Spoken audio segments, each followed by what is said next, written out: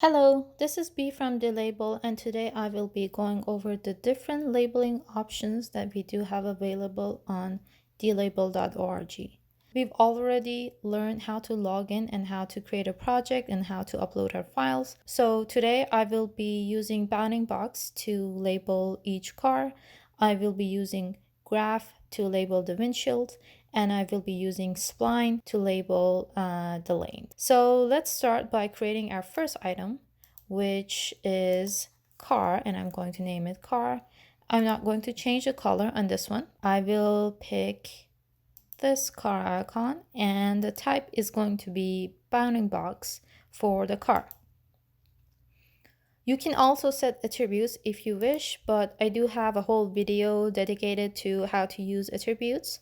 So I'm going to leave it alone for now and hit create.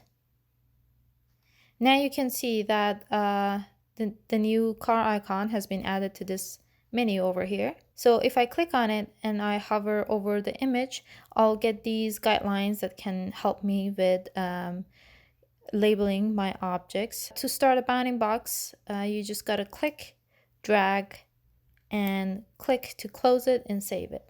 Here's our first label. Let's try another one. Click, drag, and click to close and save it.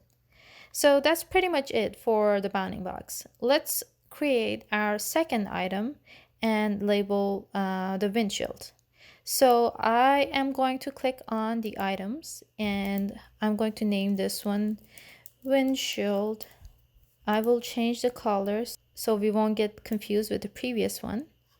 And the icon, I think this would be a good one. And the type needs to be graph. So let's hit create. Now we do have our second icon added over here, and let's click on it and maybe zoom in a little bit by scrolling into our image. There we go, and click, and you will also get this pop-up over here in case you don't know how to close your annotation.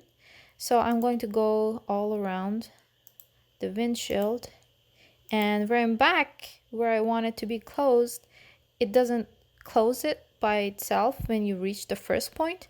You would have to manually press the N button on your keyboard, and that way you will have it saved. So right now my label is not really precise. I can click on the select mode and move these anchor points around.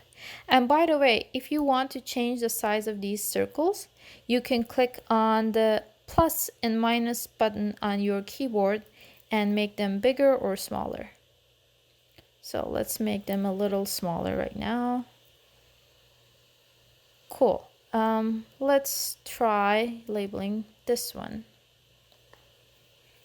Pick the graph tool, click,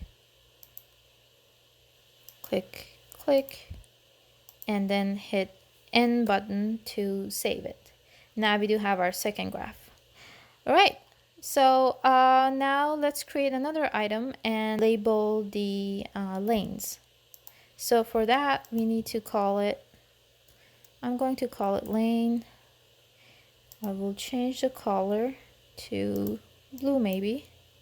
And for the icon, I'm going to go with the initial lane and click on spline and hit create.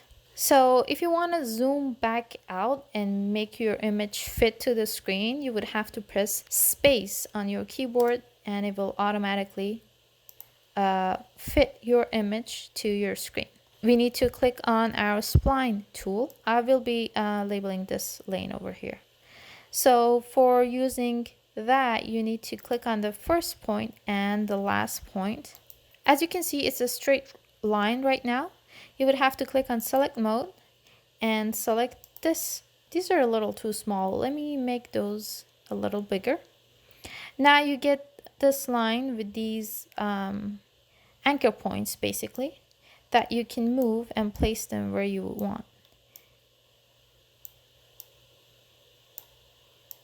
There you go. That's our spline and it's already saved in our items on the right side. Let's create another one. Maybe I will do this one over here. So we need to click on the first place and on the end of our line, and then click on our select mode and place it on the lane, and that will give us a curved line. Maybe I want to add another one of these over here.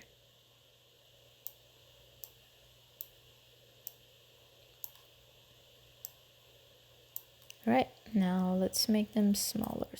So there we go. That's how we can use our spline tool on dlabel.org. I hope this was helpful, and enjoy annotating on dlabel.org.